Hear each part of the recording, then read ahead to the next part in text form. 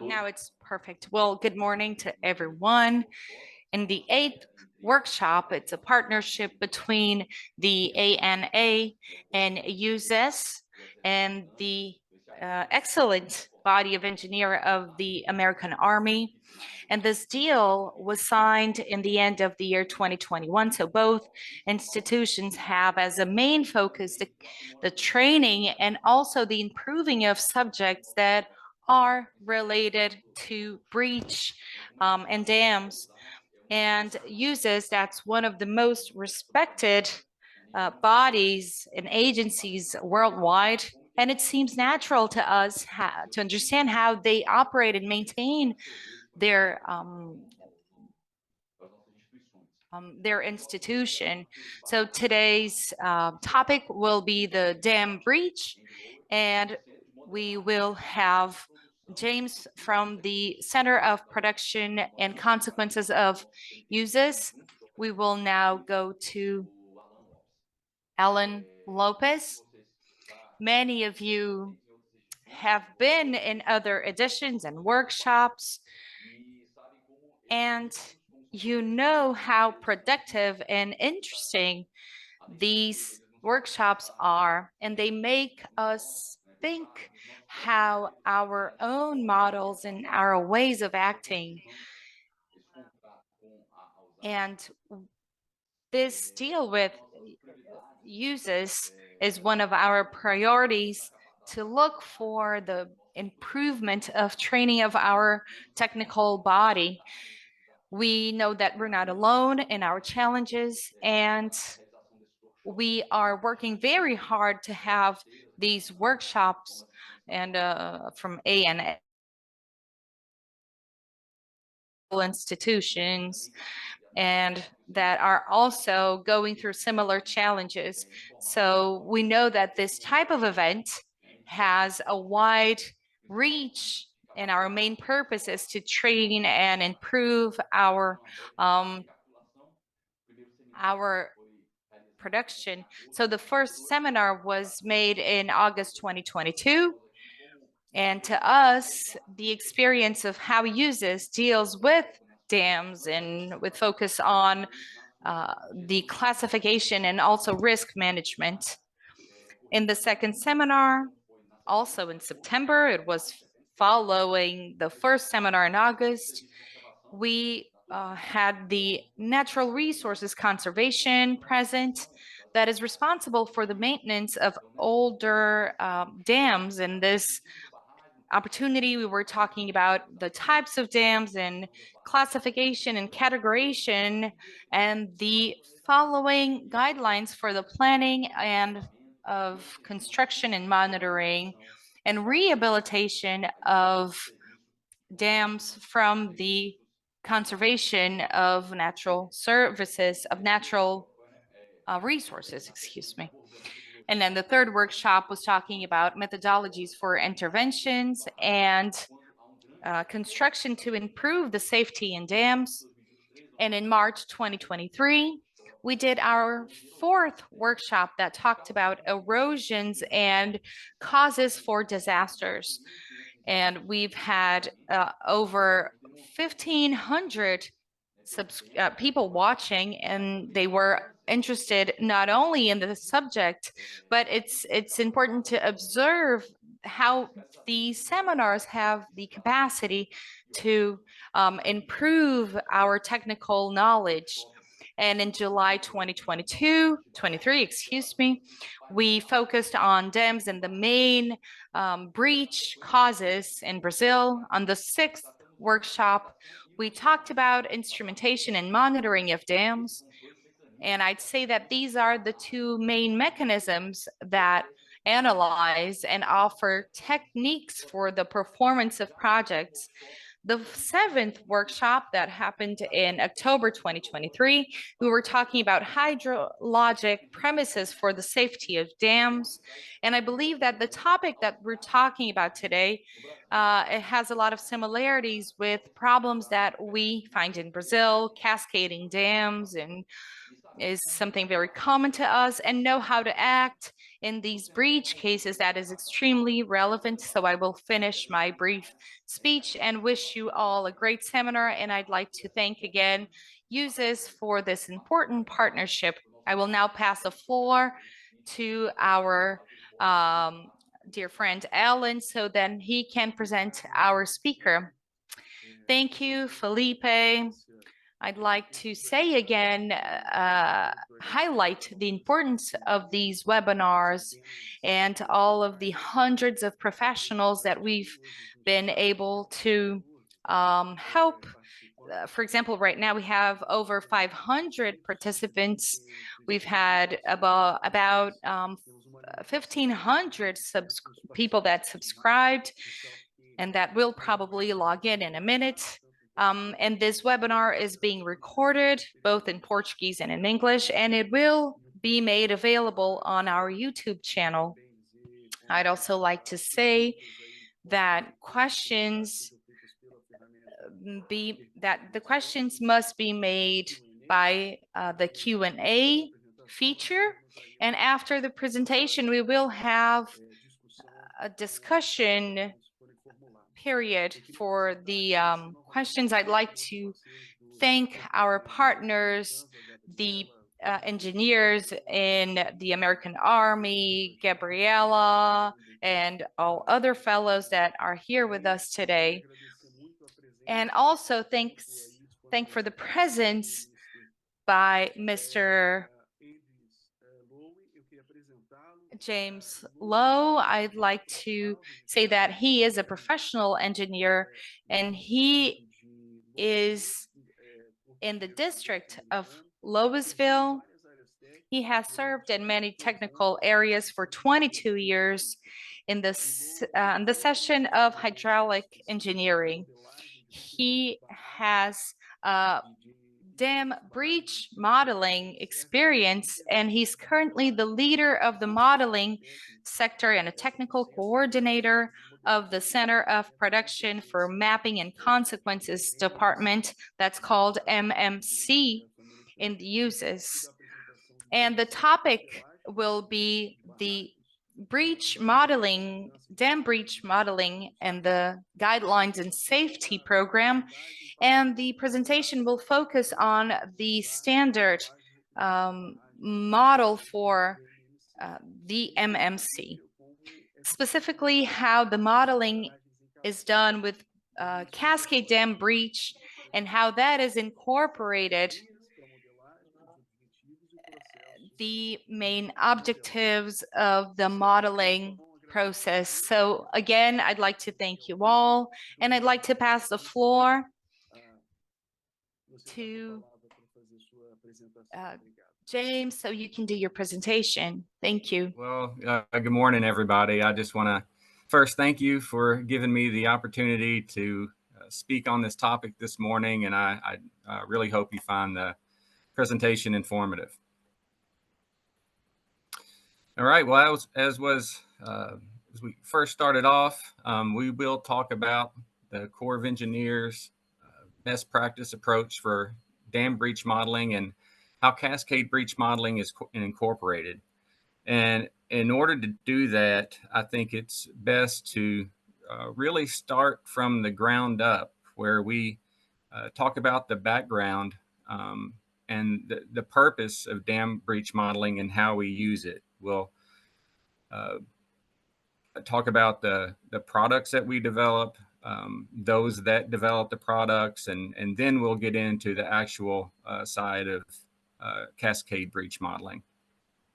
And I'd also like to point out that these guidelines are from the Modeling, Mapping, and Consequences Production Center perspective and should be considered as a general approach. And this is because our dam breach models can occur at various stages within the dam safety program. And these are the base models, what we start with, and from the Modeling, Mapping, Consequences perspective of who develops those. All right, so this presentation will hit on all of these topics. We'll talk about why our breach modeling is needed, who is responsible for developing the models, at what point in our process it's performed.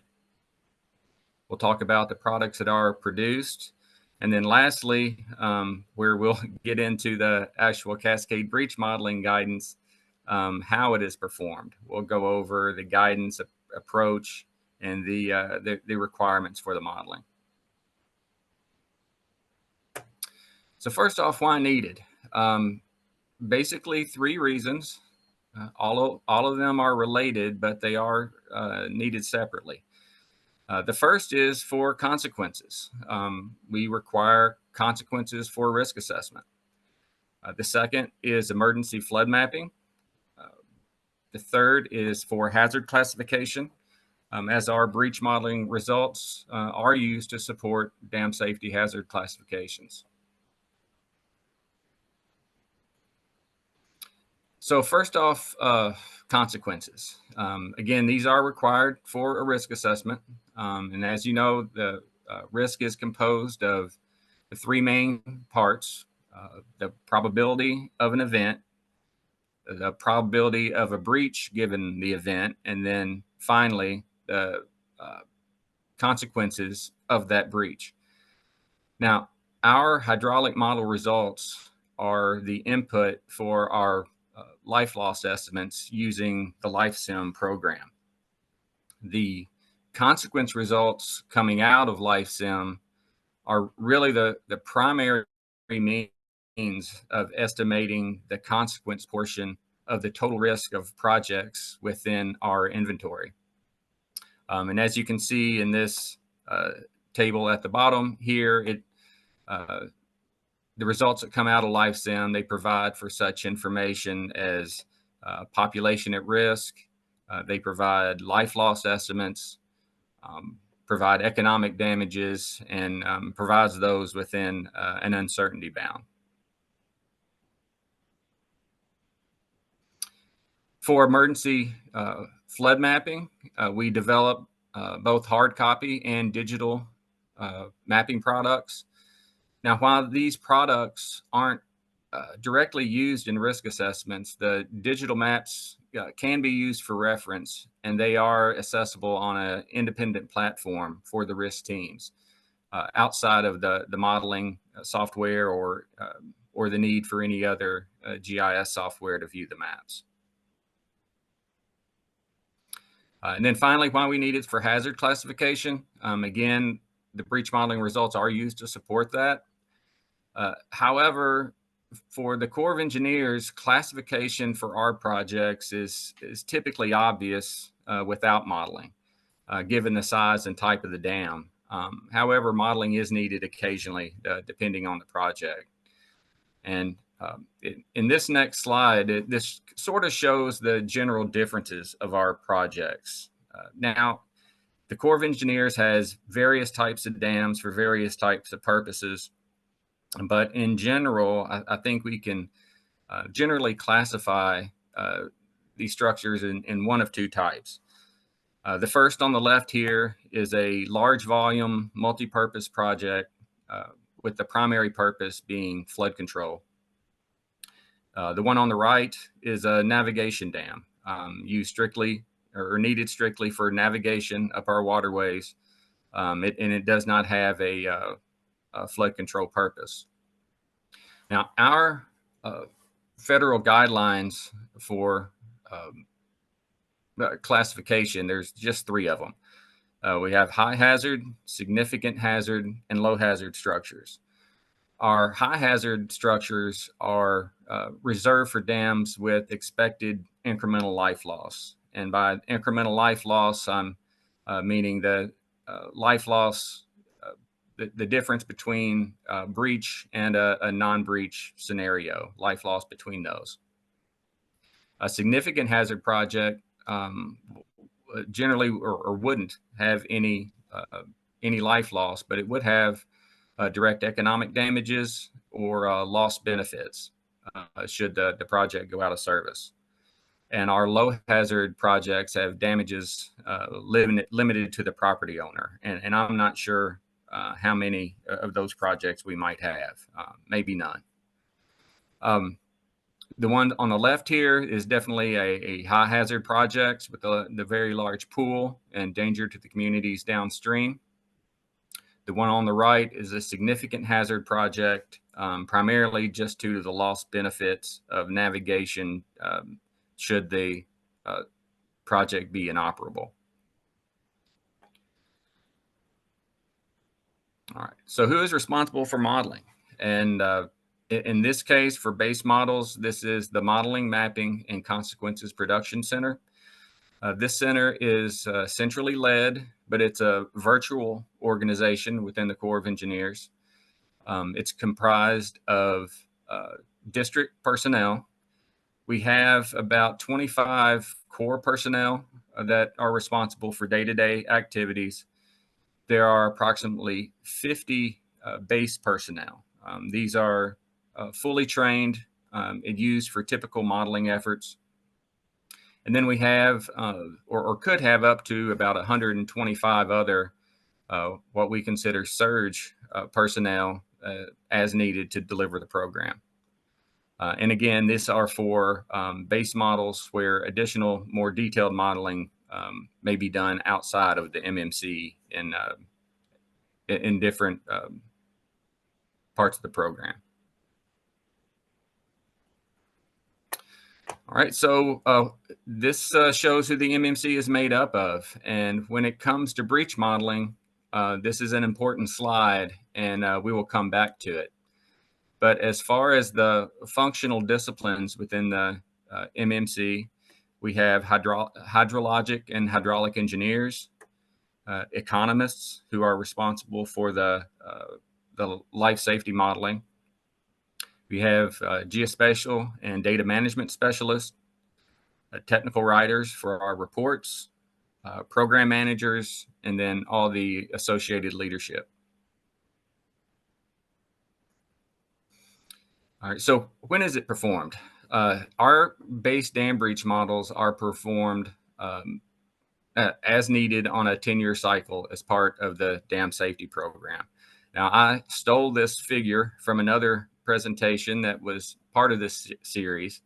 And as you can see, I have it circled here, our routine assessment for that has a semi-quantitative risk analysis. That a periodic assessment is performed every 10 years.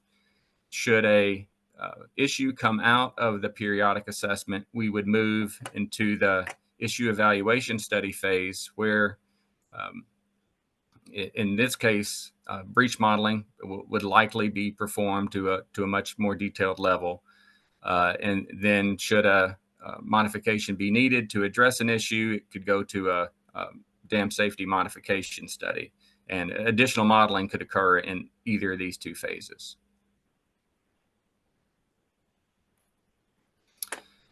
So the timeline of our dam breach modeling efforts, again, it's for the periodic assessment, but the modeling will occur approximately 6 to 9 months prior to when the periodic assessment team begins their study. And we'll begin with our hydraulic modeling, which will then feed the consequence modeling. After that, we go on to our inundation map creation, and then into all the documentation and reviews that we need to finish up. Should an issue come out of the periodic assessment and additional breach modeling is needed, they would start with our base model done for the periodic assessment, and there would be a detailed review of that model, a detailed review of all the assumptions that were made and documented in all the MMC reporting. The model would then be improved as needed, and they would be able to run specific scenarios that they are interested in.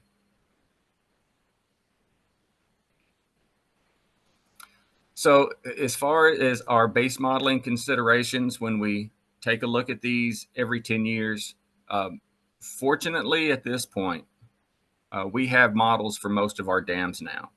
So we don't have to start from scratch. And these models are definitely leveraged during our updates. As you can imagine, the state of practice can change over 10 years. So these are a list of things that we need to consider. The software can be totally overhauled over a 10-year time. The modeling approach can be different. We used to only be able to incorporate one-dimensional hydraulic modeling.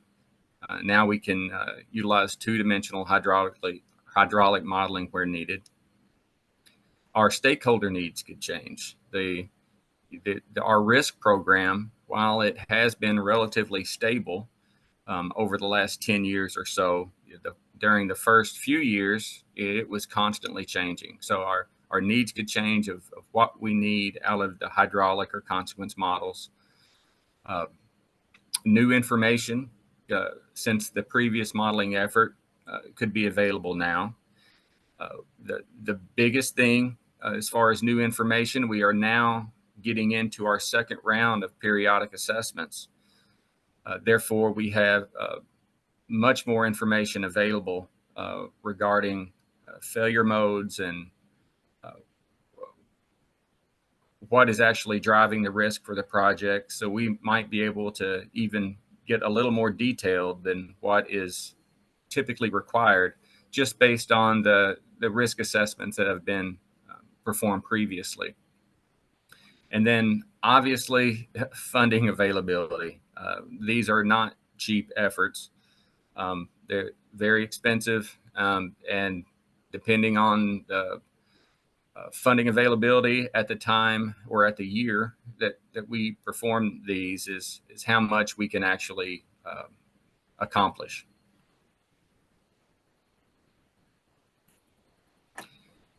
So here's a list of the products that are produced from our dam breach models. Obviously, our consequence estimates, mentioned them in a previous slide, where we have life safety, consequences, economic damages, loss of services. Our digital inundation files we'll have available for 10 scenarios. We have 5 breach scenarios and 5 non-breach. We create map books for 2 loading conditions to support emergency action plans. So these are the hard copy maps. We'll develop final reports, develop presentations to present to the periodic assessment teams as they kick off their study. And then, of course, the models can be used. And not only can the models be used for a future risk assessment, but these models can also be leveraged for other modeling purposes that the districts may have.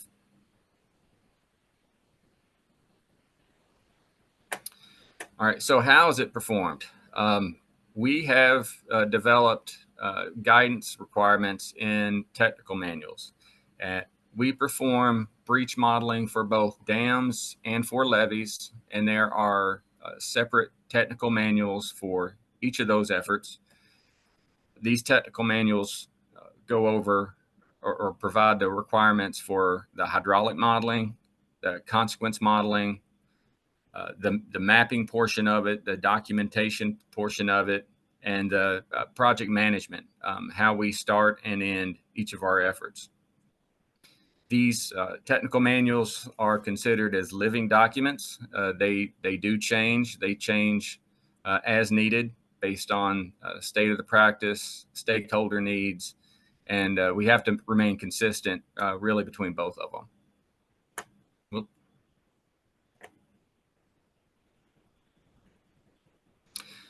Okay, this is a busy slide. I just want to ask that you would consider the hydraulic variables that need to be considered in a dam breach modeling effort. These are just the hydraulic model variables that I could think of and place on one page. These do not include any of the consequence model variables that would include societal or community variables, personal variables that would change our life safety consequences in the life safety model. So these are just a list of the hydraulic modeling variables. Obviously, breach parameters is a big one. What is the width of the breach, the depth? What is the critical breach development time? All of those are critical. What is the downstream coincident discharge? What are the hydraulic conditions outside of our watershed at downstream dams, let's say?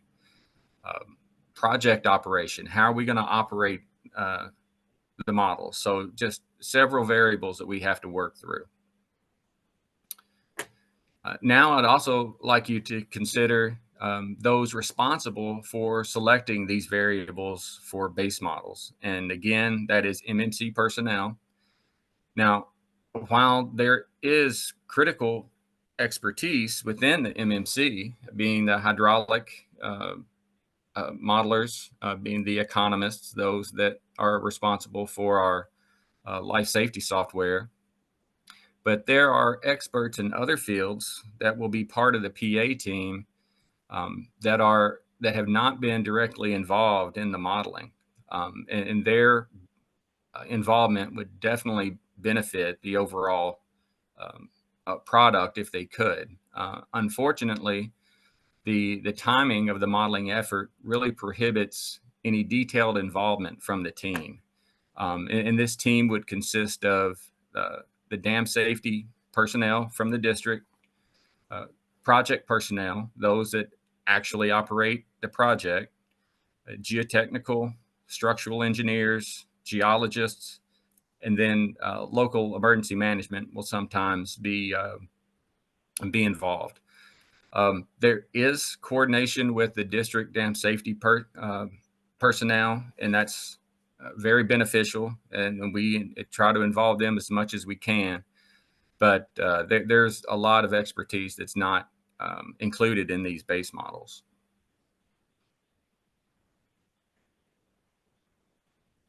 All right, so given all the assumptions and the unknowns that go into these base models, how often do you think that our models and modeling results are correct? Well, I'm an engineer. I would like to think that everything that I do is correct. We want to be detailed and provide a number that we can point to and be confident in. But unfortunately, with breach modeling, I don't know if we could ever provide a correct result if we studied it for 100 years. There are too many variables, too many things in play. I think the best that we can really hope for is to provide a reasonable estimate and to be consistent. Consistency in our modeling approach is critical for portfolio management. That allows for relative comparisons between projects and between alternatives. And our technical manuals provide for this consistency, which I think is most critical of what we're doing. Now, I've included 2 quotes from a couple of gentlemen here at the bottom of the slide. Now, I don't really know what models they were involved with, but their quotes surely apply to dam breach models. All models are wrong, but some are useful. Models are to be used but not believed. And I think that's very true. And I just like to think that our models are not the correct answers, but I like to think of them as tools that will help us arrive at the correct decisions.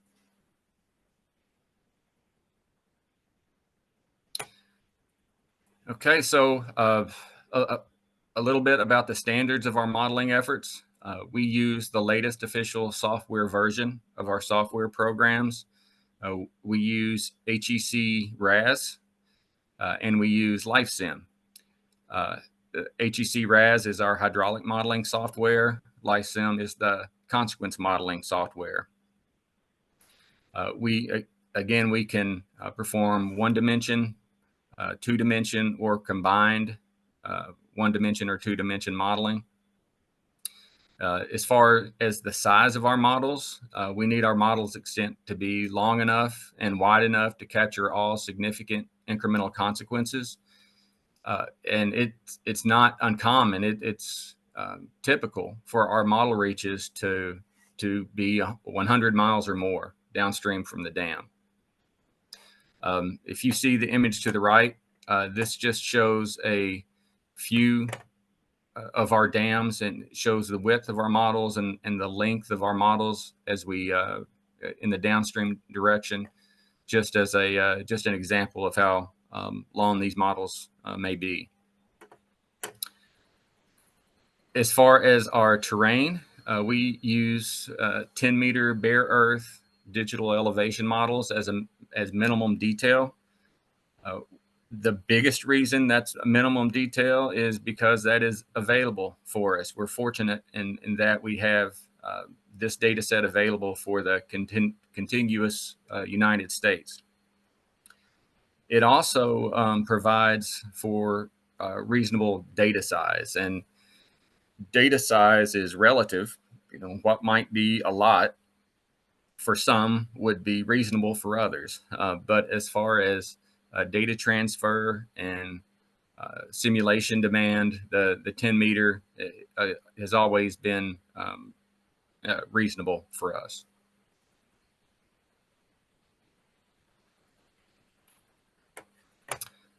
For our standard scenarios, the loading conditions that we model 5 loading conditions from 5 loading conditions, breach and non-breach for both of those.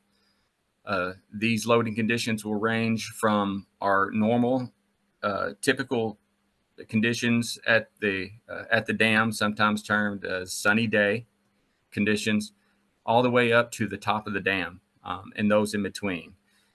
We would also model a scenario that overtops the dam if that is the design event. If the design event was updated and it actually overtops the dam, we would include that as well. Another important assumption is that our operation is based on official regulations. So we are not going to incorporate any gate operation or any other operation that is not documented as the official operation for the project. Breach parameters, obviously very important. For embankment dams, we use regression equations for our embankment dam breach parameters. For concrete gravity dams, we assume a breach of multiple monoliths, usually from 1 to 6 monoliths that may breach. And for arch dams, while we don't have many of them, we assume that the entire structure would breach.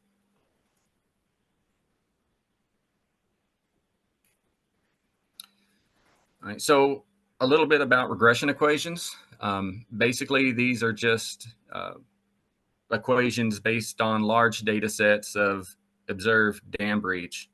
And there have been several sets of regression equations developed over the years. The MMC uses 4 sets of equations, or references 4 sets of equations, and we consider each before a final selection is made.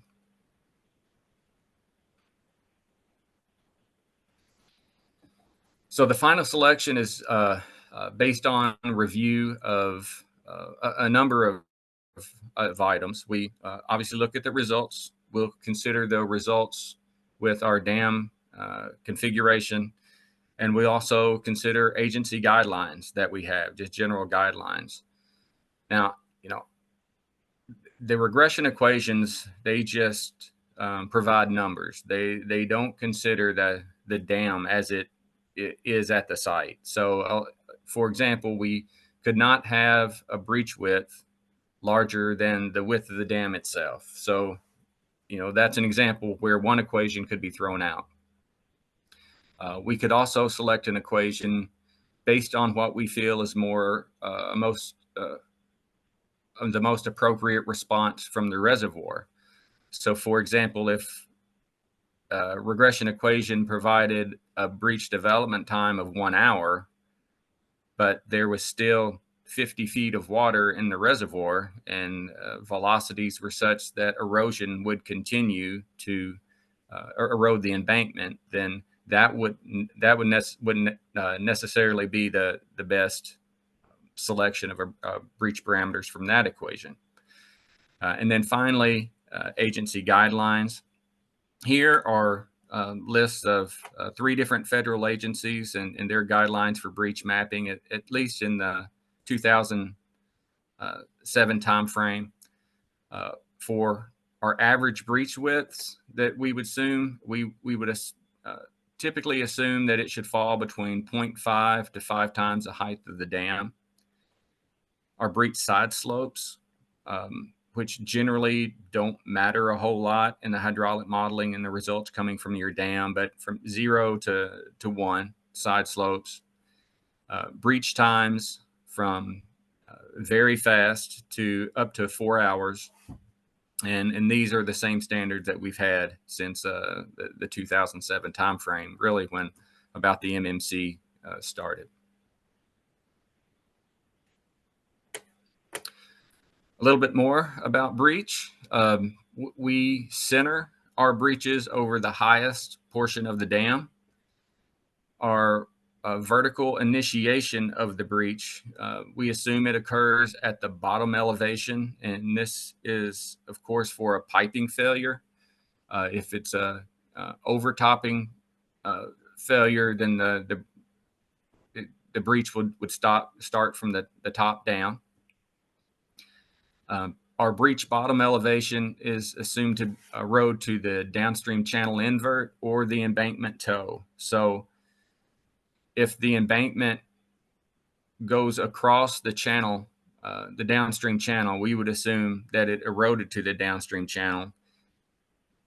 If the project is composed of a concrete spillway, for example, and then an embankment on either side, then we would assume that the breach bottom would be at the embankment toe. As far as timing of the breach, we initiate the breach when the dam is at our computed peak pool elevation, and then we assume a sine wave progression for breach development.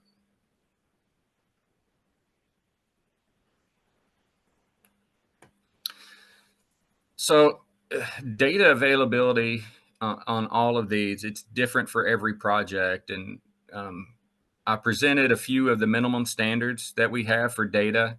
Now, we will use more detailed information if it's available, but it also has to be not production prohibitive. And that is frustrating sometimes to everyone to know that you might have better data, better terrain data, for example. But we are on strict timelines. We must complete this project for our PA team to use. Just because it's available and there, it doesn't mean that we can always use it because we have other things to worry about. We need to make sure that our products are available when needed.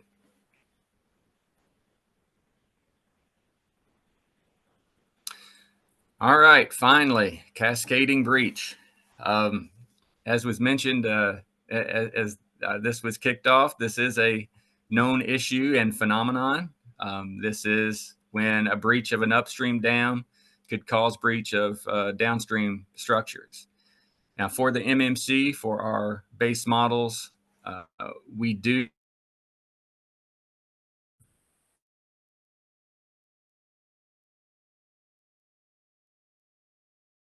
is overtopped.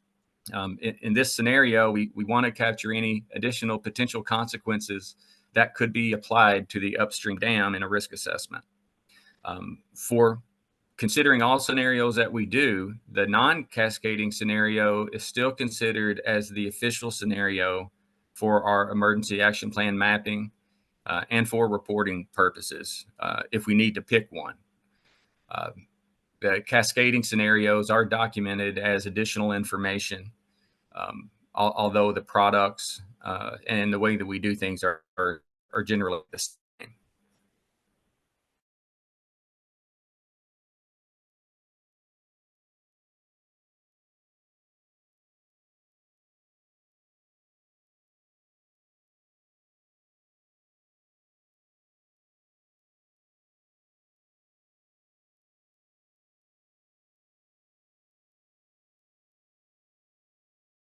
scenario, it includes additional uncertainty in the overall effort. I mean, we're adding additional set of breach parameters, additional set of warning times and warning responses, and all of the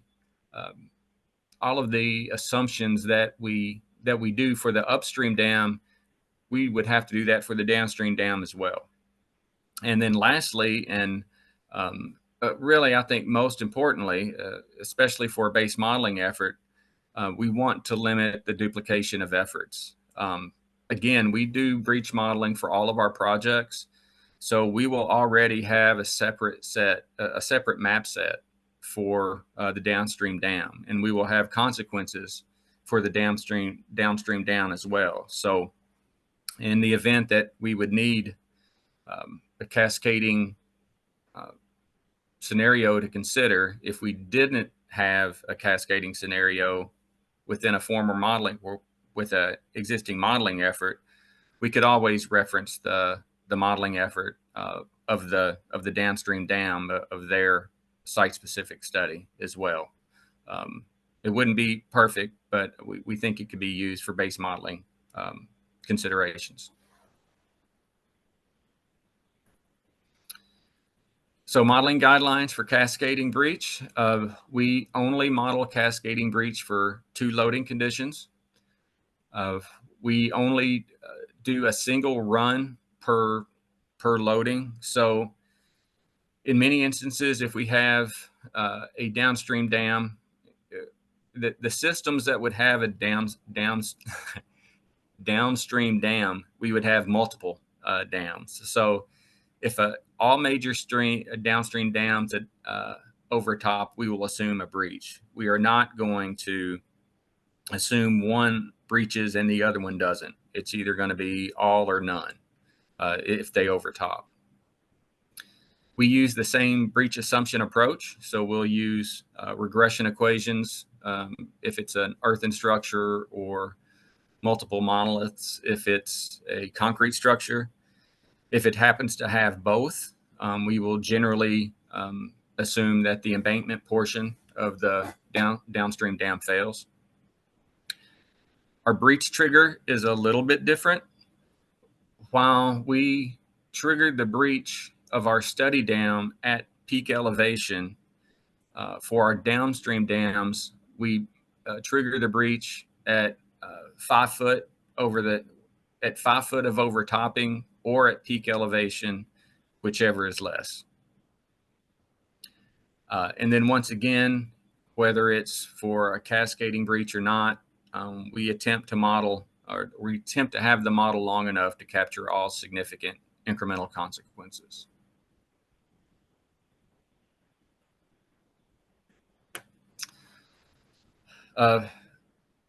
Again, the model needs to be long enough to capture consequences, and this is primarily to characterize the risk and emergency planning. We want to make sure that we cover all our bases. It's not uncommon to show incremental consequences over 100 miles downstream for some of our dams.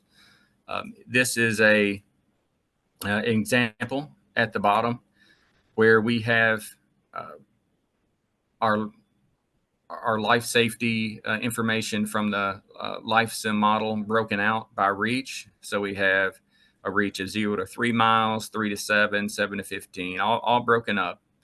And then we have this last reach of over 60 miles.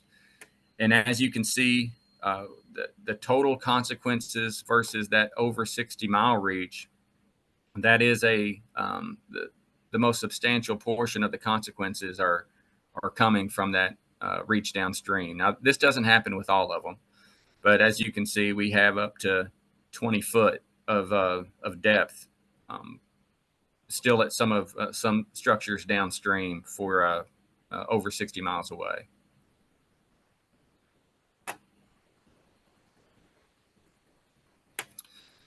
So what we have found over the years is that the primary hydraulic variables that determine whether you will have substantial flooding downstream are either reservoir volume or terrain, or really both. Breach parameters shouldn't be as important to downstream consequences unless the project also has a very large volume. And as far as the terrain, a breach flood wave won't attenuate as rapidly with a narrow flood, wide and flat floodplain. For our hydraulic modeling guidance, we stop the model. We end our models, our model development, when we find that our breach and non-breach flood inundation is within 2 feet of elevation, when breach is less than 2 feet above non-breach, or when flood elevations are below flood stage, or if there is simply no one downstream of the model extent, if we don't expect any other population in a very rural area downstream of our model.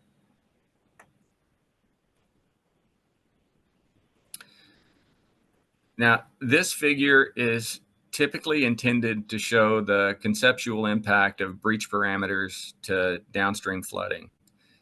As mentioned in the previous slide, depending on graph will attenuate with distance downstream, and where breach parameters may not be as important. Whoops. For example, here these are an example of 3 different breach scenarios at the same loading condition, where the top scenario, and then this is peak flow versus distance downstream. This upper scenario may represent a very wide breach. The lowest scenario may represent a more narrow breach at the dam. And you can see where there's quite a bit of difference between the lowest and highest breach scenario. Well, for this dam, just 4 miles downstream, you can see the difference is starting to come together. It's not much of a difference there. And at 10 miles, they're much closer, virtually the same. So anywhere downstream of this area, and I'll probably safely assume that our breach parameters aren't as important. And so our consequences in this area, well downstream of the dam, may not change with breach parameter changes. Now, the same can be said for the potential of cascading breach, at least with respect to how we model it or when we model it. So downstream dams, while they would always receive the entire reservoir volume from the upstream dam, if peak flows are reduced enough, then we assume that our spillway capacity could thwart overtopping, and then our modeling of a breach should that happen.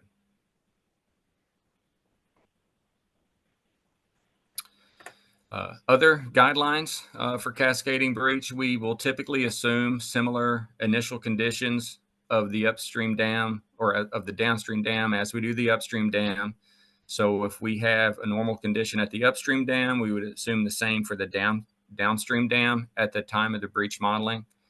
The same can be said for flood conditions. We assume the official operations again. So we don't assume any heroic measures or intervention that is not documented.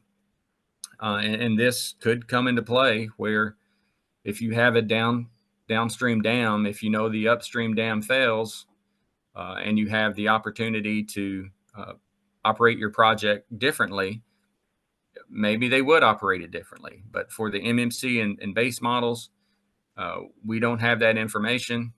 So we don't assume anything different than it's what already is in the official operation procedures. Now, and with all this said, with all the assumptions, with base modeling, it is the risk assessment team's responsibility to consider all of our assumptions and results for them to provide the best estimate for consequences. So we'll provide as much information as we can, and it's up to them once the rest of the expertise on the periodic assessment team assembles for them to put the pieces together and consider which scenario of cascading breach or not is the most appropriate condition. Oops. All right, so here are another couple of items specific to cascading breach. We are only going to breach dams that would cause flooding. So an example of where we would not breach an overtop dam would be the project shown in a previous slide, where we will not model breach for any navigation or water supply dams with little storage. And that is primarily because it doesn't matter whether we breach it or not. In the image to the right, you can see 3 profiles here. The lower profile is our low water or normal pool profile of a navigation dam, where it would just allow for navigation up the river even during low water periods. The upper 2 profiles are flood conditions at the project. One flood condition, or one of these conditions, is without breach. The other, the higher one, very little higher, but a little bit higher, is cascading breach of all of these all of these dams. Now, it's difficult to see the difference here between them, but that's really the point, where there's just not enough storage and not enough head differential during flood conditions where it would matter. So that's why we don't breach those. All right, here's another example of a cascading breach, and an example of where our modeling assumptions matter, how our modeling assumptions affect the consequences. Here we have a situation, again in profile view, where we have our study dam, and then we have 2 downstream dams. I believe these are hydroelectric dams, but they do have some storage, and they always have head across the project. The lowest profile here is our non-breach scenario. The upper profile with the blue line, that is the scenario of breach of the study dam only. So this is the study dam only all the way through. The red, excuse me, is our cascading breach scenario. And you will see that our cascading breach scenario at these other downstream projects are lower. And that's because we assume that the highest that a dam for our cascading breach condition, the highest of overtopping we will allow before we trigger that breach is 5 feet. And the without cascading breach, it overtop much more than 5 feet. Now, how that can affect things, I'll show you on this slide here. Because we breached the downstream dams, we actually have lower overall consequences for that condition. And that's because most of our consequences for this particular situation was in the pool of the first downstream dams. Most of our consequences are in this area, and we simply have more flooding and larger depths of flooding. And that's just sort of shows, and it is odd, but it just shows that just because you assume you have cascading failures, our model results may indicate that the consequences might not always be worse because of that.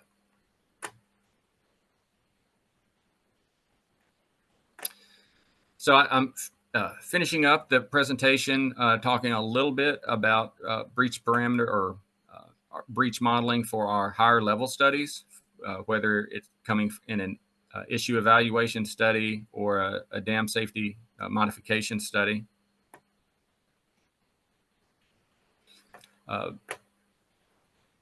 What they do with these studies, I believe, as discussed earlier, is that they start with a base model and add details to specific scenarios as needed.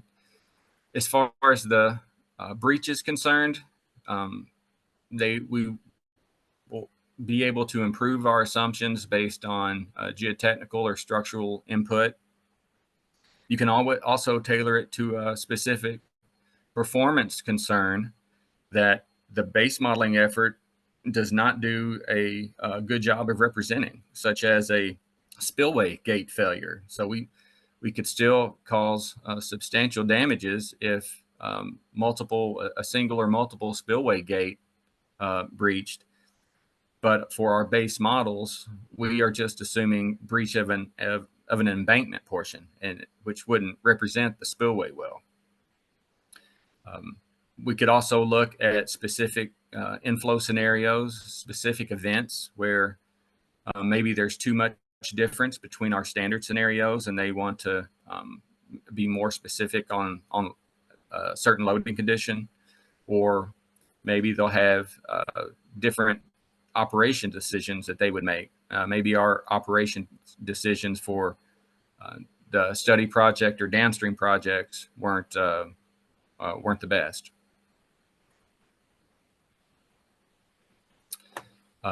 Other things to consider are downstream coincident flows. This is easy to overlook, but these can be very important. Coincident flow assumptions are generally very simplistic for base models and may be unlikely for a given loading condition. While it may not affect the breach flood wave much, it could very easily affect the non-breach flood wave, which could then affect our incremental consequences.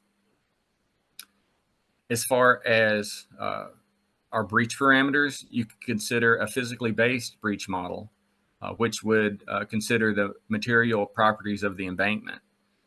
Not only could their use affect the geometric or timing properties of the breach itself, but it could also affect the warning time assumptions that feeds into the consequences model.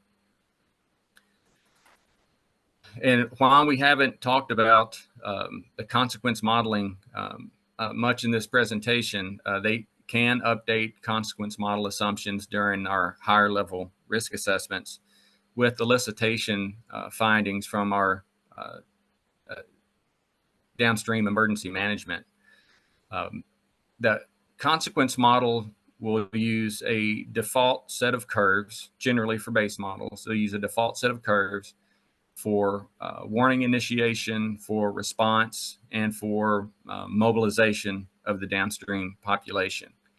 And while uncertainty is incorporated in the overall calculation, it is based on the selected curves. So elicitation with local emergency management could help refine those assumptions.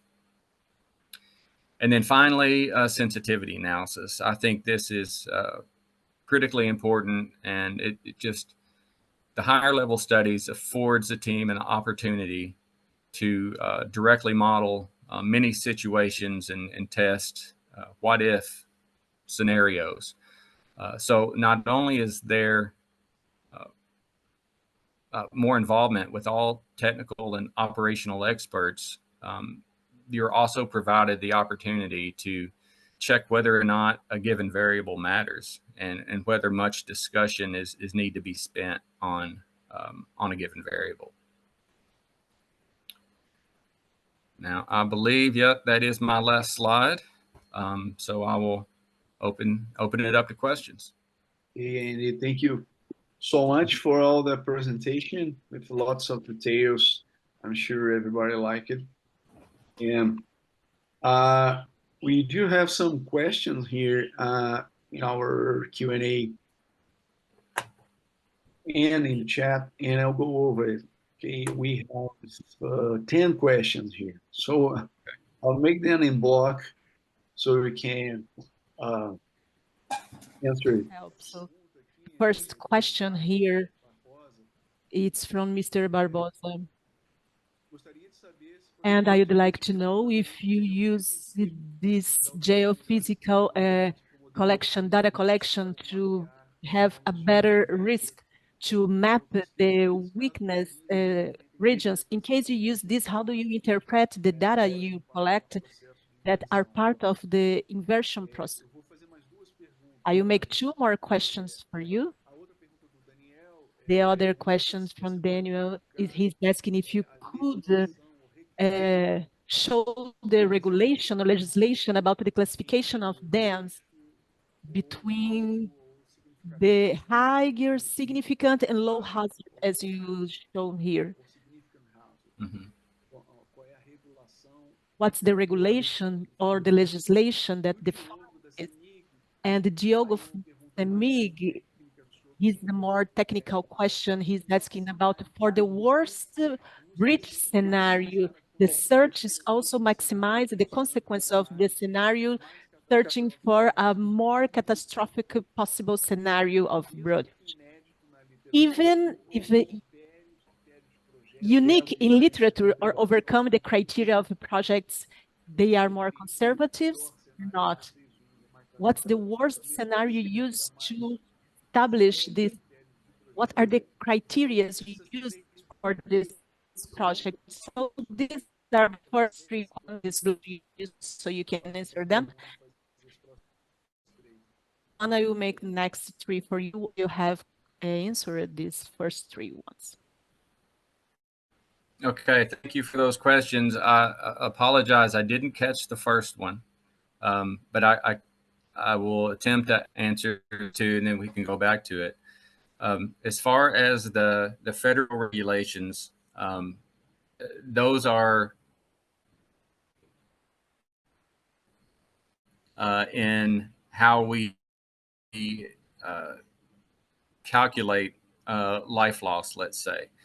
They are FEMA guidelines, our Federal Emergency Management Agency, and generally carried over into our states and other federal partners. As far as the specific regulation, I'm sure I can find that. I don't have it. The discussion of what breaks in the high hazard, they're very short, and they are sort of open-ended on how we calculate life loss or what is significant hazard. Is it significant? So it's there that I think always needs to be made, even if even if we have the guidance. But again, for the Corps of Engineers, we don't generally have to get into the details much, just because it's quite obvious. The third question regarding how we select it in breach parameters in terms of being conservative or not, that's a good question with breach parameters in mind and our purposes. So for the MMC, while we might be developing a model for a risk assessment team, we are also developing the emergency action plan maps. And for those maps, we do want to be conservative. So that comes into play. I will say most of the time we have found that if a regression equation that we're used, for example, if we have 2 or 3 sets, if they fall within our recommended guidelines, federal guidelines for the breach parameters or recommendations for breach parameters, that the mapping and the flood profiles will generally be the same once you get a few miles or so from the dam. There's usually not a lot of difference as long as the breach parameters are within our general guidelines. But for base models especially, we will tend to do or to choose the set of breach parameters that provide the most conservative inundation simply for flood mapping. And we provide that with our documentation to let them know how we chose, and the risk assessment team can consider that when they look at their consequences. They don't necessarily have to use the consequences that we provide. They can take our consequences and consider our assumptions, and they can move those consequences up or down based on whether or not they think the breach parameters are appropriate. If another breach parameters, let's say, were more appropriate to risk. And I hope that answers those two questions. So, Alan, can I add something to this, to Sure. the first question? So Yeah. I also want to just highlight one thing that Andy said. So for Usace dams, when we are evaluating what their hazard classification is, our reservoirs are pretty large. And what makes it a high hazard dam is whether you have life safety, you have loss of life if the dam were to fail. So when Andy says we're not really sensitive to the base modeling is because it doesn't, to have a high hazard classification, it doesn't matter if you are impacting one person or if you're impacting 100 people or if you're impacting 1,000 people. It automatically falls into a high hazard classification. I think that's really different in Brazil with your hazard classification requirements, because you all have to go through that table and determine how many structures you're impacting or whether you're impacting federal or state infrastructure. So you might be a lot more sensitive to that inundation mapping than we are. So when it comes to hazard classification, we don't have to spend a whole lot of time getting very specific in our modeling.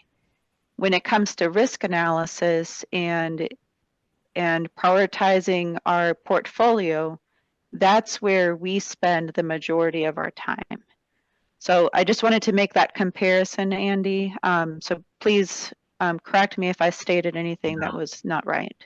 No, thank you, Gabriela.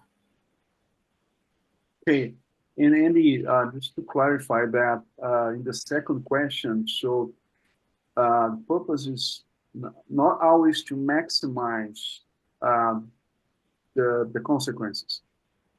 Or when you pick the scenario, you can, as you said, you can move up or down, but it's not really a purpose to always pick the most impactful scenario. Is that right? I think it depends on the project itself. We want to make sure that based on the outflow of the dam, that it's relatively defendable. A lot of times, if you're using the regression equations, even if it's the worst case scenario, for a number of reasons, it just might not be reasonable. Whether it's there's too much storage, whether the storage is too large relative to what we're seeing, to what the hydraulic behavior is coming out. But we will, if everything else is constant for our base models, we will choose the most conservative answer. But we don't necessarily trying to do that. Now we will have another block of questions. 5 questions, actually. All of them are related to different models that you use. So first question, these regression equations used for dam breach are available online somewhere? The second question is from Fabiano. Do you have free training for use models as I've seen and Hack has, like seen and Hack has? How can we access training? Is there any kind of certification for professionals to use these tools?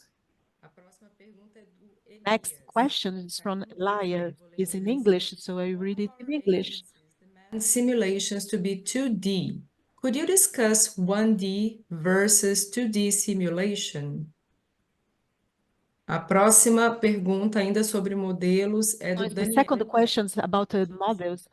Modeling, he said, Models are acknowledged as a standard in hydraulic flood modeling.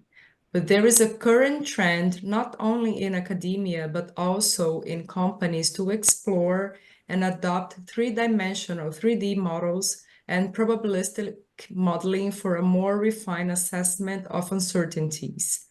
How are these approaches being incorporated or considered within Usace?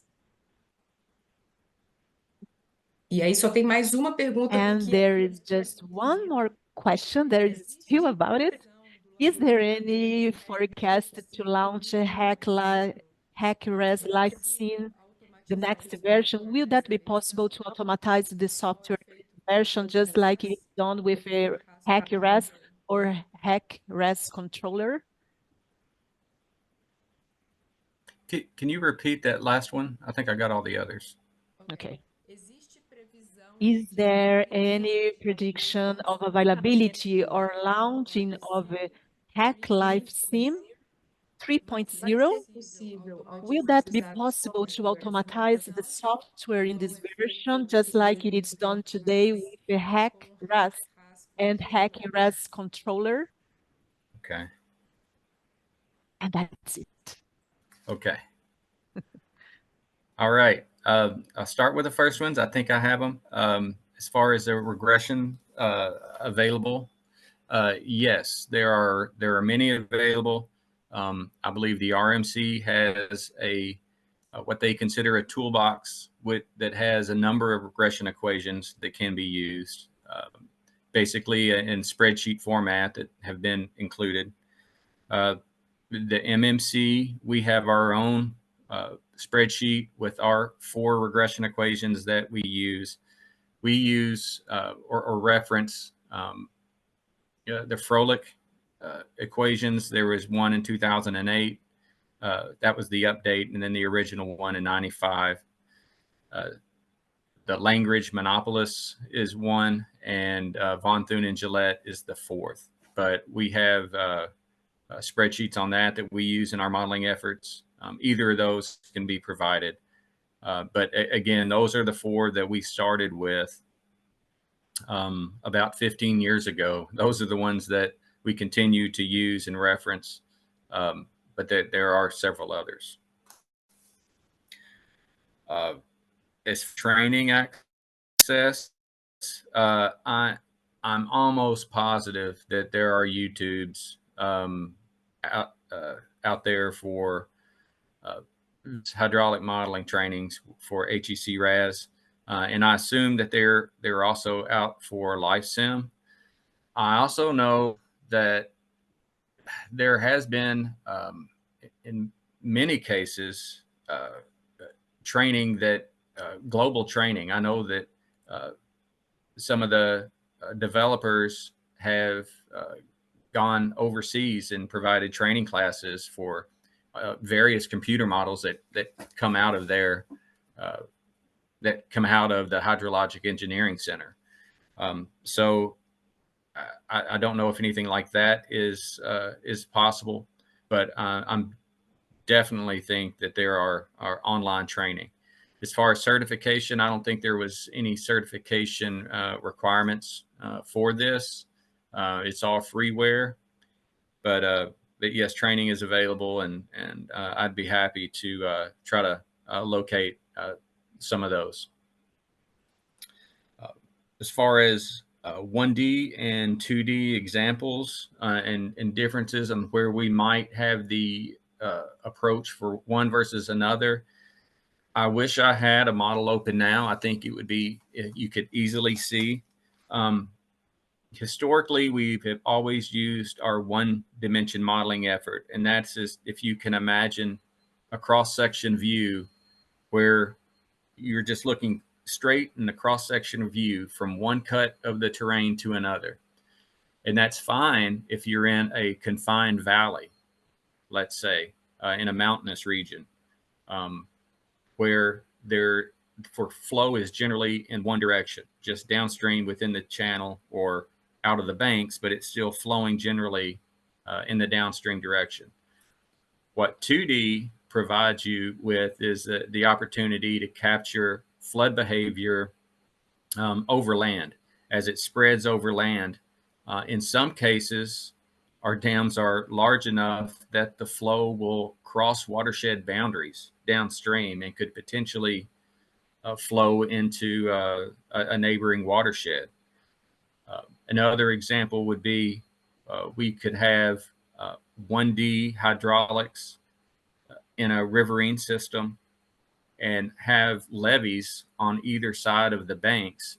And as soon as a levee overtops, we could incorporate 2D modeling for inside of the levees, where we could see, be able to capture the flow, how it travels inside of the levees over land, and not be limited to a one directional modeling. And but that helps not only with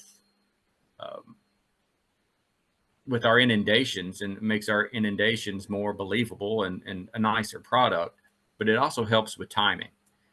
In 1D model, in that situation, the timing of the flood might be such that it could affect our consequences. If water is getting to a certain structure faster than it actually is, that could potentially affect things. Again, I apologize not being able to show the difference there. I think it would be more clear, but hopefully that answers your question.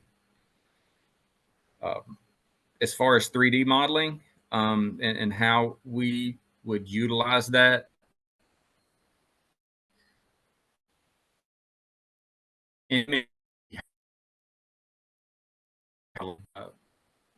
per se, it is incorporated in the modeling of hydraulic structures. I know if we get into a dam safety modification study and we could have a design for a stilling basin or an outlet works for one of our projects, and we have a finite area that needs hydraulic modeling, the 3D modeling will be performed on that, or it has been performed on that. I don't have any experience in 3D, but I know some of my peers have, and it's done for certain design efforts, basically within a modification. As far as availability for LifeSim 3.0, that's a good question, and I can't answer it. I know some people that would, so I will see when that is when that would be available, if it will be available when 3.0 is released. Ok, obrigado. Agora eu vou fazer bloco Thank de you. dúvidas. Now we have a block of 2 questions. A primeira é do Tibério. First question is from Tiberius. Modelagem do efeito cascada é Modeling of realizada cascade effect is done directly in the system, in HackRES system, just once or only the result of the hydrological results in an individualized way are used for a separated modeling for each scenario. Is there a separation of this modeling as we can have multiple downstream dams, and this modeling can make the process impossible? This is a long question. Would you like me to repeat the question, sir? Please. Cascade effect modeling is done directly in the system HackRES at once, or just the results of the hydrological studies in an individualized way are used for a separated modeling for each scenario? Is there a separation of this modeling as we can have multiple downstream dams, and the processing time for a complete modeling can make the process impossible? Was that clear, sir? We'll give it a try here. As far as simulation for all of our scenarios and how they are incorporated into LifeSim, they are treated as as separate model runs. So a breach at one event is a separate set of values that will then be available for LifeSim. So each of those are treated separately. They're not combined. I was a little bit unsure about the question of cascading in the simulation time required for that. But yes, each of the scenarios that we run are individual, and they'll have individual consequences for those, with uncertainty for each individual scenario that we run. So as far as simulation time, it is possible that some simulations may not be able to be, that some simulations are longer than others. And I guess just for reference, and I didn't mention this, our model simulation time can be a big issue, as I mentioned. For 1D models, they're generally much faster.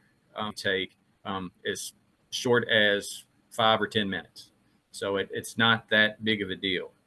For some of our more detailed 2D modeling, it could take over 24 hours on our machines. And when we're trying to problem solve and trying to work out instabilities in the model, that's when it really becomes an issue. It's not the final simulation that is the problem. It's the working model as you're trying to make it better and more stable and produce reasonable results. Just the time that it takes. If it's multiple hours, that's when we run into problems. No, I hope I answered the question. So this question is in English. The Usace practice considers separately each type of dam with its specific breaches, or is it made a simplification? My doubt is regarding, for example, a cascade composed by big earth dams, concrete dams, and also tailing dams.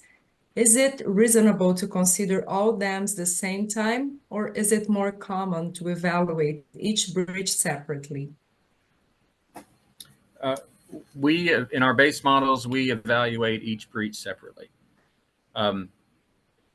Primarily because the failure of one dam could impact the failure of the downstream dams. I guess it's possible that all could be overtopped at the same time, but for our final simulation for our cascading failures, we will assume the upstream dam fails, then followed by the second one at our trigger location. And then that overall flood wave gets routed downstream, and then the same trigger mechanism goes, and on and on. So as far as which is more appropriate, on the MMC side, we don't answer that question and provide to the PA team. We sort of let the PA team, where other experts can become involved and consider what we assumed and adjust the consequences from there. Again, we have the models available for our PA team or for the risk assessment reports. So if they are concerned, at times there is the expertise in the room where they can use the models directly if they have specific questions regarding the modeling on that. And something else I just realized, it wasn't in the presentation. While we do have cascading breaches, I'd say it's not totally uncommon, but most of our dams that we breach are in headwater areas or tributary areas. Most of our dams that are in line are those navigation dams that we see. So there are, a number of waterways that we have that have these inline major reservoirs. The Columbia River comes to mind, the Missouri River comes to mind. But most of the time, we don't have to consider cascading dams for our projects. I'd say maybe 10% of the time or less that we would include a cascading scenario for that.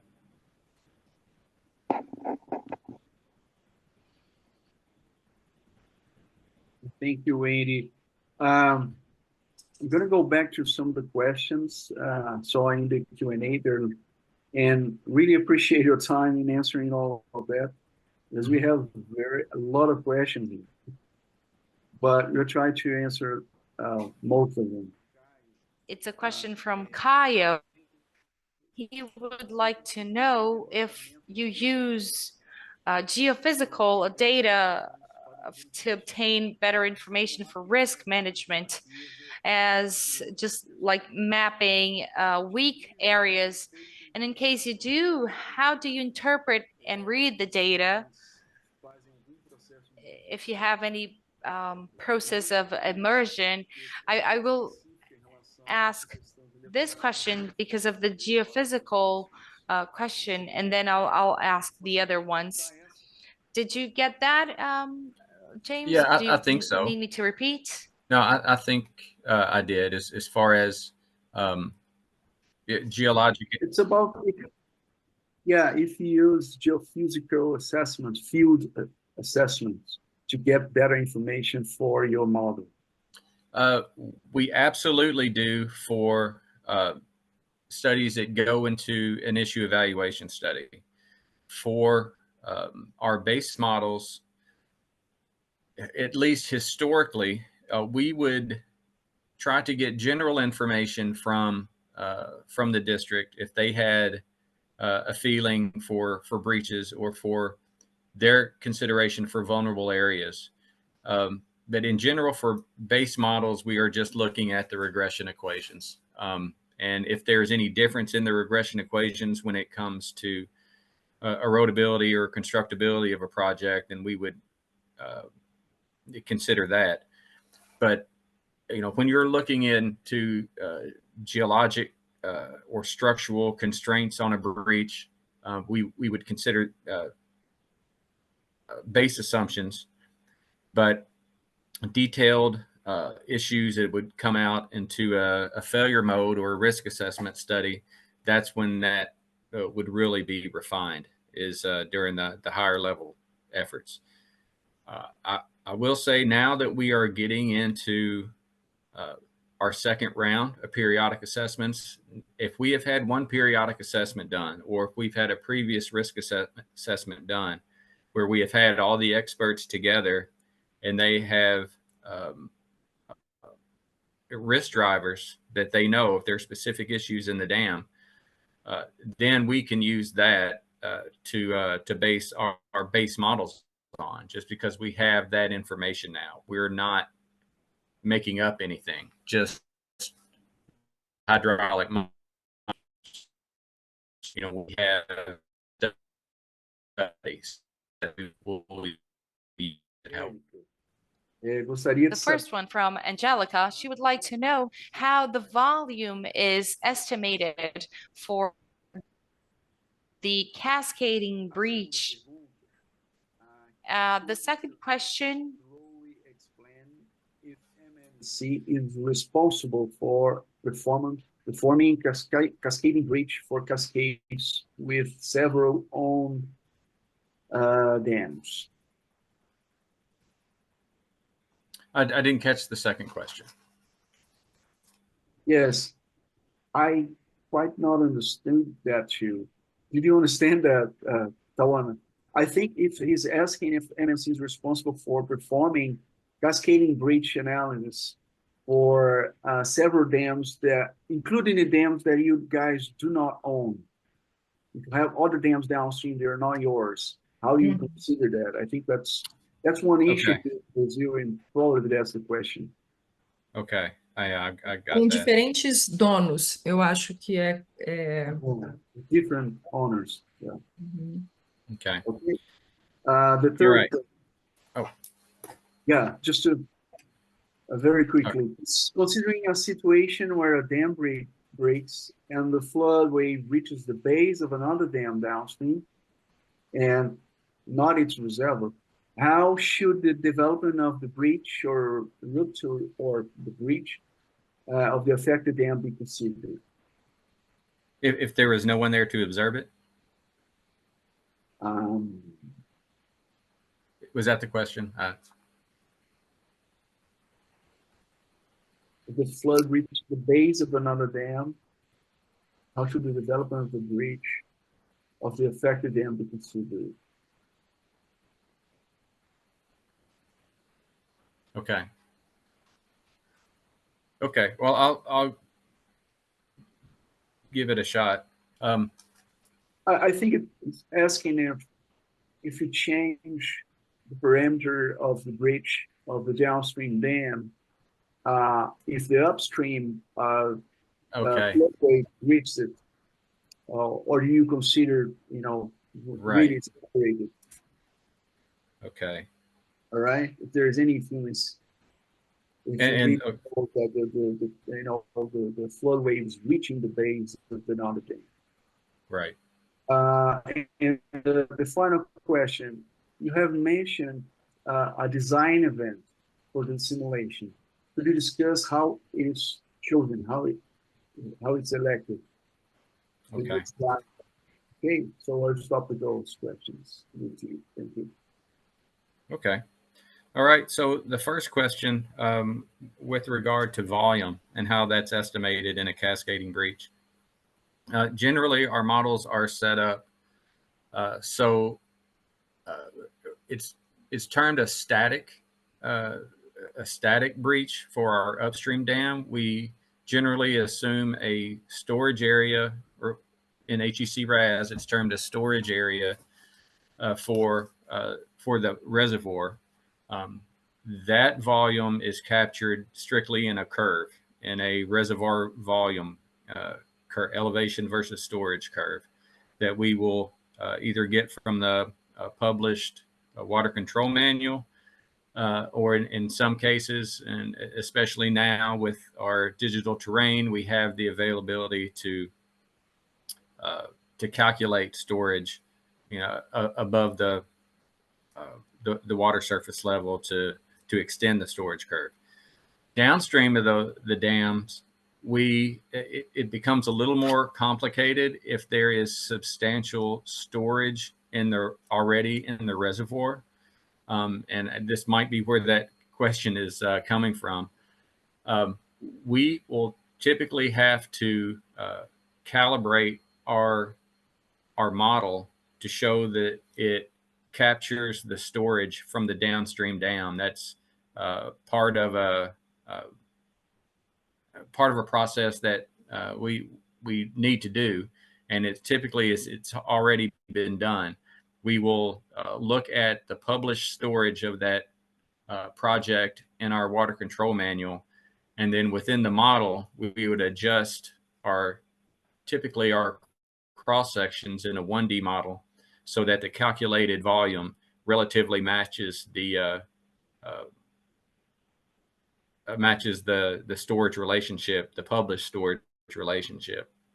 And then above that relationship, we will use the terrain. The terrain would capture the available storage of the downstream areas.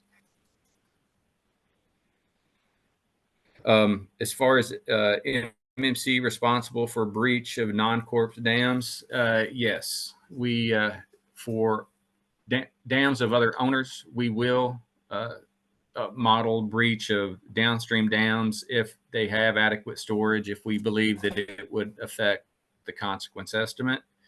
A lot of times we do not fully understand the operation criteria. If we, you know, for whatever reason, if we can't, if we don't have their operation manual, or if the operation manual doesn't capture a specific scenario that we're trying to model.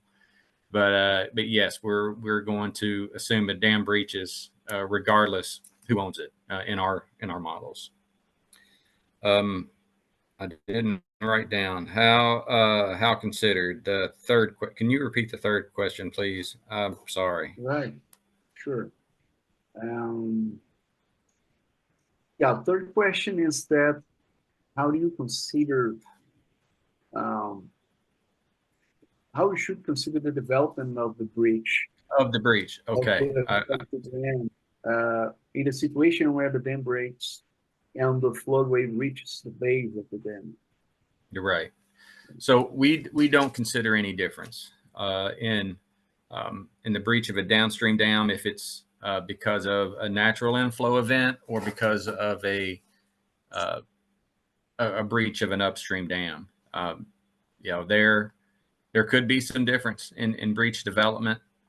We simply don't get in our models. That is something that should be looked at in more refined modeling effort and our more detailed modeling effort. And it definitely could be something that is looked at on sensitivity to see if it even matters to the overall consequences. But no, there is no difference in how we do it. We're still going to use our regression equations or just general assumptions for concrete dams. And Andy, the criteria is that the dam has to overtop by 5 feet, correct? That's the maximum. So the criteria, the criteria is it must overtop. If the MMC is going, it overtops more than 5 feet, we'll just stop it at 5 feet as we've been given that as our threshold. So just to clarify, so anytime the dam drops, you assume that it's going to fail, and then the maximum overtopping depth is 5 feet. Correct. Is there a minimum overtopping? Not for base models. Okay. And then the design event. With the design event for our projects, it depends on what the hazard classification is, honestly. For most of our hazard classifications, our high hazard dams, which have expected life loss, the design event will be the probable maximum flood. And so we will use the latest reviewed probable maximum flood routing. Many updated routings over time. We'll have the original design event, which may or may not be our present day design dams. And we could also have various levels of study that may or may not have been reviewed. So we will use our the latest technically reviewed PMF hydrograph for high hazard dams. It's what we would almost always have. But significant hazard projects that we mentioned are not designed to a PMF. They're generally designed to a historical flood or maybe another frequency flood to some magnitude. But the PMF is what it's generally designed for, or what the design requirements are. Okay, so I'll ask 3 more questions. The first one's from Sarah. For the case of breach dam, what is the best modeling that is applied? Does it depend on diff 50? The mathematical modeling is complemented or adjusted with models in reduced scale for the simulation of dam fails. And the second question, due to the huge responsibility for lives and material damage, what are the resources and who pays for it, and how often these reviews of these studies are made? Okay. Could you repeat the first question, please? Para caso de barragem em For case for striking dams, what is the best breach modeling applied? Will it depend on D50? I'm not familiar with the term D50, unless that's embankment material. I would have to, I think I'll need to have that question and Maybe provide it. Rogério can help us. Rogério, o que é o D50? É o diâmetro de 50% da. Rogério, D50 is the diameter of 50%. Right. Okay. For our breach modeling, we don't consider it in that detail. The regression equations are, unfortunately for us, I guess, fortunately, the regression equations don't have very many very large high hazard dams incorporated into their development. When I say very large is relative again. But we use that even though we know that the majority of those the dam breach information that was created to make these regression equations, they're for dams that are much smaller than what our dams are. So we have to keep that in mind going forward. But as far as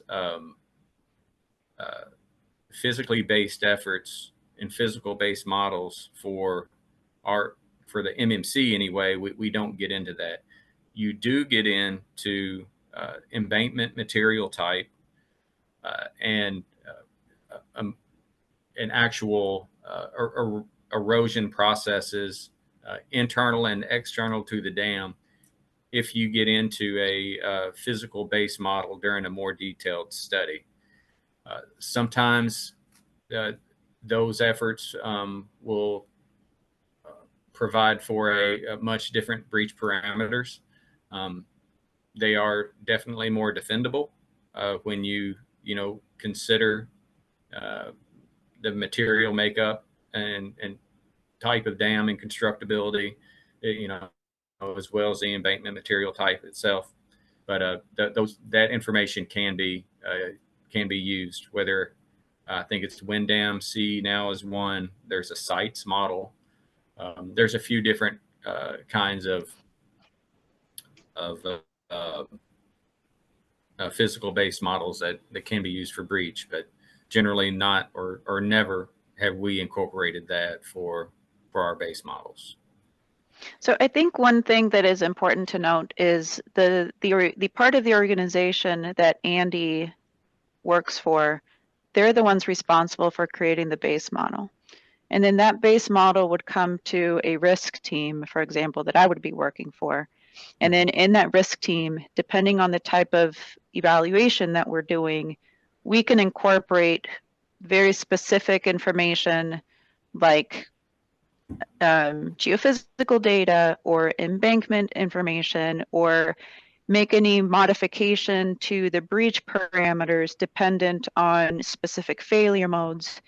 And then through that, within that risk team, we would rerun the models for these updated assumptions. But that is done separate from the MMC original effort and would really only be done in an additional evaluation for that specific dam. It's not done just on a blanket for every dam that Andy would be modeling.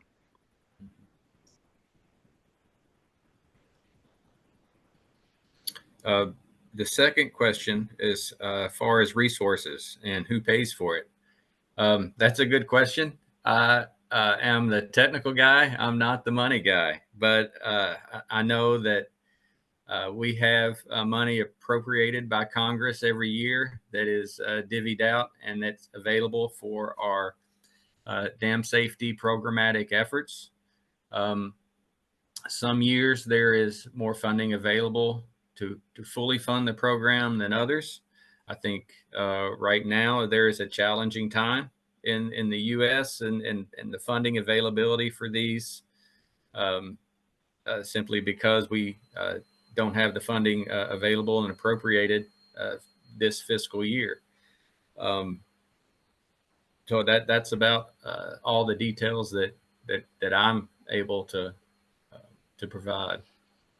So, and just to add to that, Andy, you know, when we as the Corps of Engineers receive funds appropriated by Congress, like Andy just mentioned, the way that we prioritize those funds within our portfolio is based on risk.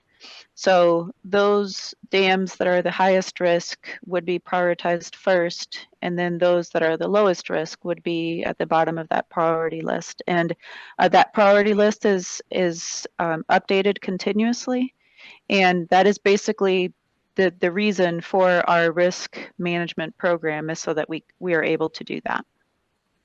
And Gabriella, that prioritization in past history, at least, has just been affected on your side for risk assessments. For the programmatic side, for our 10-year cycle, it has been constant. And while there have been more or less funding available, all dams get a piece of the pie for that, where we have to consider all of it for base models. That's true. So just to kind of explain that a little bit more, we have over 700 dams, and our periodic assessment is in a 10-year cycle. So every 10 years, every dam will have a periodic, some kind of risk evaluation done to it. And within that process, Andy's team would update the mapping and consequences. So that is true. So every year, approximately 70 or so dams would receive funding to go through that process. So then in the span of 10 years, we've gone through every single dam in our portfolio. We have just completed the first 10-year cycle of that process at Usace.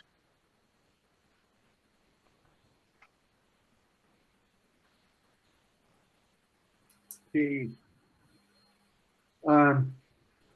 We still have more 10 questions, but I'm not sure we're going to be able to, make all of them. So, but I'm going to go through the next 5 questions, and let's see how it goes. Okay, we're already reaching our maximum time here. Okay.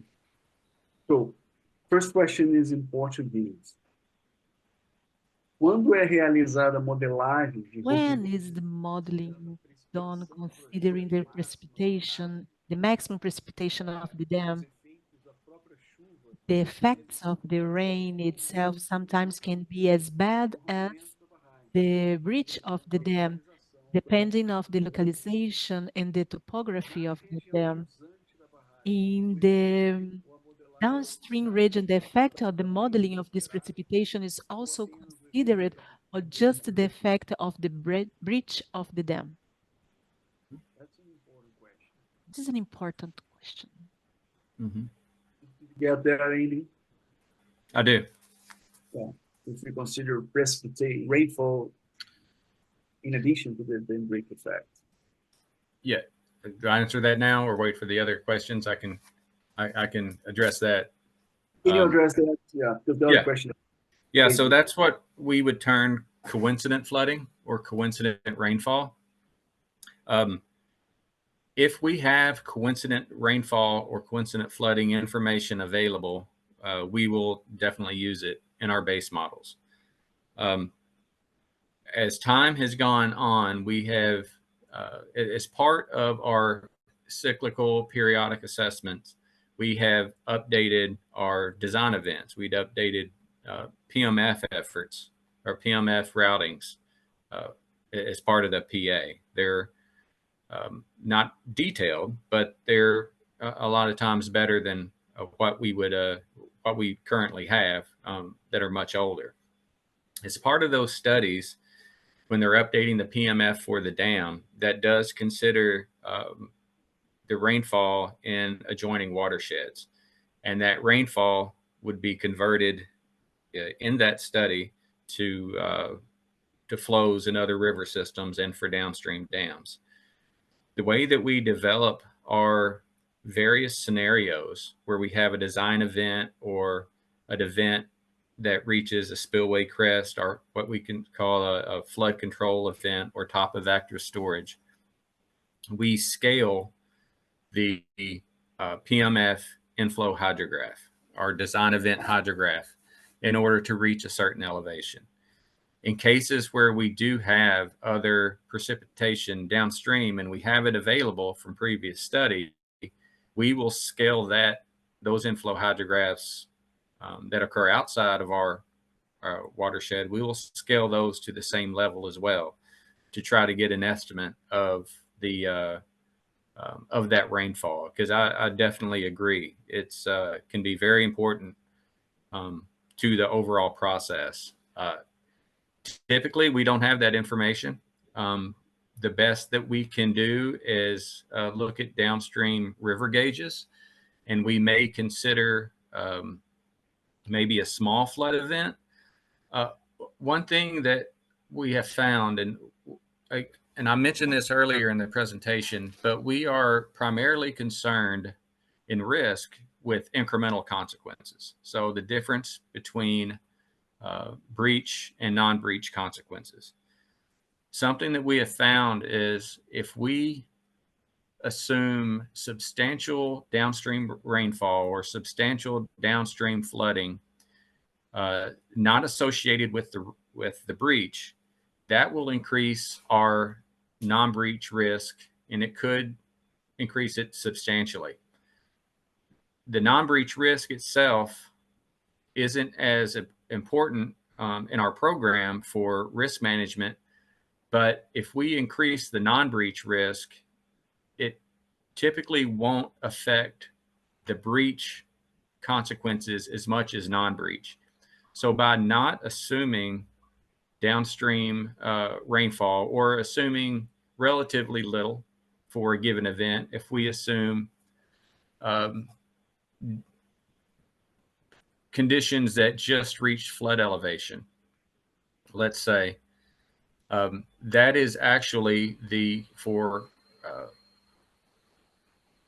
incremental consequences, that's actually the conservative assumption most of the time, is where we will have greater incremental consequences if our downstream hydrographs are smaller.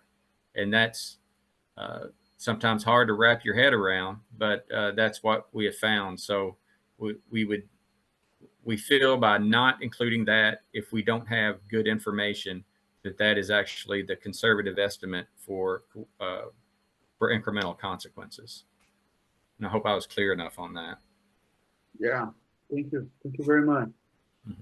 There is a question here, which I'll try to translate directly, because it refers to a concept that we use in Brazil, but I'm not sure that you guys use in the US. Is what we call the self-protecting zone, self-saving zone.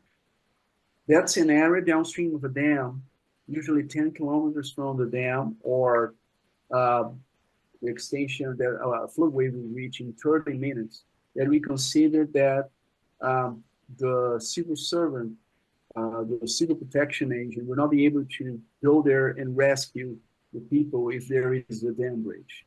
So we call the self-saving zone. The people need to listen to an alert and go evacuate the area without assistance of the government or of anybody, because it's just too near of the dam. So we call it a self-saving zone. So the question is, how you calculate that if there is any difference when there is a cascading dam failure? In the case of evaluating of a cascading dam failure, how do you calculate, the consequences in those different? If the definition of the self-saving zone would be any different. Not sure if you guys have this kind of same concept in the US. We don't. We don't, and that question is a little bit outside my area of expertise, because we're getting into the consequence model assumptions. But in the consequence model, it's just a set of curves, how I understand it. the curves will, it does consider arrival time of our dam breach, and based on the, let's say for mobilization, we have a separate mobilization curve. If a structure or the occupants in a structure receive a warning, and or if they aren't out of the structure before, after a certain time, a certain percentage of the occupants would be considered left, and the rest of them would remain. It's statistical. We're talking about statistical lives lost. So there isn't any authoritative region that we use for the consequences evaluation. It's simply a statistical effort based on uncertainty and warning curves. And I think in general, some of the curves, is the way I understand it, aren't associated with breach per se. They're associated just with other general emergencies. And but we would have to get someone else to fully answer that question in the assumptions and the consequences model. Okay, thank you. In the kind of related to the warning curves, are they developed based on historical events, or would it be possible to establish those curves for the Brazilian scenario? What would be the difficulties or the challenges in establishing those warning curves? My understanding that yes, they are based on historical events, but not necessarily based on breach events. I think they're based on hurricane warnings, for example, and the way that a population sector behaved according to the warnings. It's sets of curves. It's not just what will the population do. It's from the beginning. We have a set of curves for how quickly will the warning get from the dam owner to the emergency management. So you have that timeline one, and then it goes from the emergency management to the population. How quickly will that message to the population? And then once the pop gets the warning, how long will it take for them to begin to evacuate? In some cases in the LifeSim program, and I don't think we do this, I know we don't do it for dams, but we have done it for levees. You also have the ability to include roadways and do specific modeling of evacuation by vehicles to get out of harm's way. So you can get as detailed as you wanted in some of these, but the curves themselves, I don't think are necessarily breach related. I know there has been some adjustment to those recently within the Corps, but again, I can't speak to the details of that. Okay, thank you. So I'm going to take just only more 2 questions, because I think the other ones maybe you can send to Andy, and they can send an email with the answers, because there are questions about the coefficient of rugosity and transparency, and another questions about warning curves that you already answered. But there are 2 questions that I think would be nice if you could clarify a little bit more. The first one is that Daniel asks if you use any GIS software to identify the dams that can collapse and cascade downstream. If you use satellite images or any aerial mapping to identify those dams downstream, because that's a problem that we have in Brazil. There's lots of dams that we don't know the owner, but we identify using satellite images or remote sensing. So that's the question. And the other question, if you could clarify one more time, what would be the criteria considered in the studies of that is the trigger for the dam breach? Is it 5 feet above the crest of the dam, or it's 5 minutes after the water level reaches the maximum water level in the reservoir? I think you already said that before, but if you could say that again. Okay. Okay, so the first question,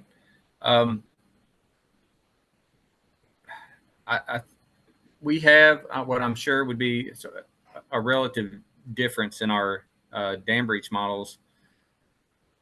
We don't use GIS software to locate the dams. We do have aerial imagery that we could find downstream dams. I think it needs to be considered really the size of the structures that we have and the catastrophic breach flood wave that would occur downstream. If there's a dam that we need to cascade, we would know about it. It's there.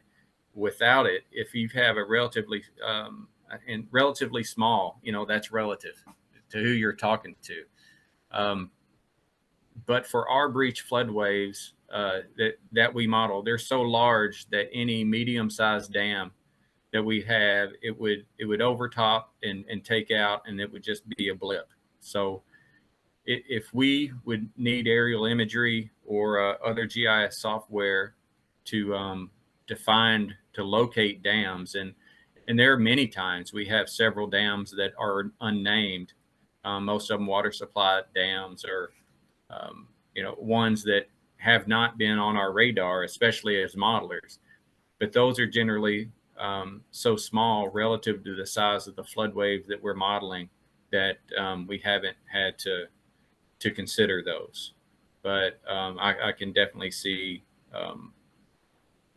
where that would be something to consider and used, and would definitely have to be on for cascading of what I would consider and used to working to smaller structures. Then as far as the trigger for breach, it's 5 feet.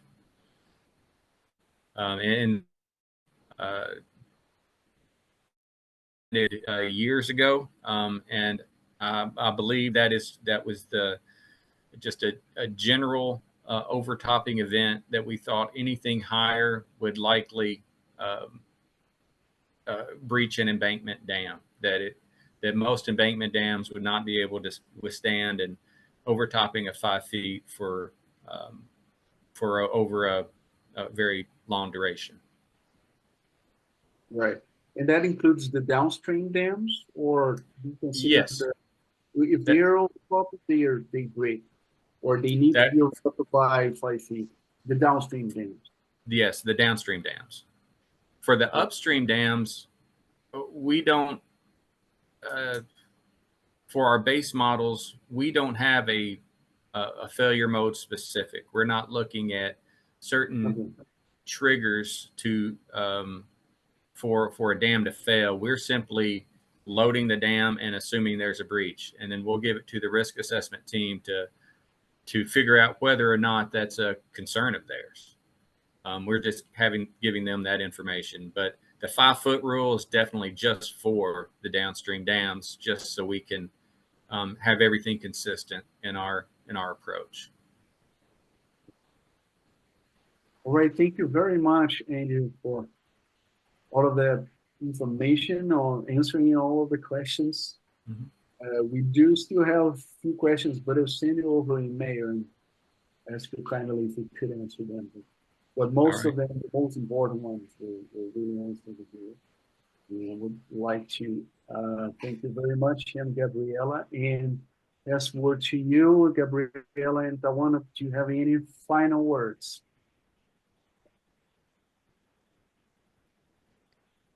I just want to, Gabriela.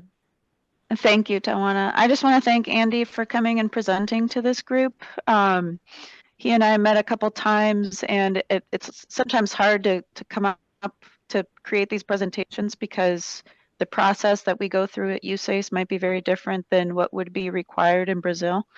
But I think you did a really great job in kind of presenting why we do certain things. So I just want to say thanks to Andy and thank you to everybody who attended.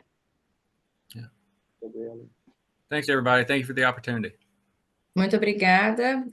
Com isso, a gente conclui nosso oitavo. Thank you very much. And with that, we are just closing our 8th workshop of this journey that is already in this 3rd year. And this workshop in the partnership we have with you, USACE. Now we are studying and analyzing how this year 2024 will move forward with all these training activities. And once again, we thank you, all of you that have attended here. Thank you, Andy. Thank you, Gabriela and ANN team. Thank you very much to all of you. Bye-bye. And of course, we thank all the interpreters we have here that in a very efficient way have helped us during all this hard work we have to do here. Thank you very much to all of you.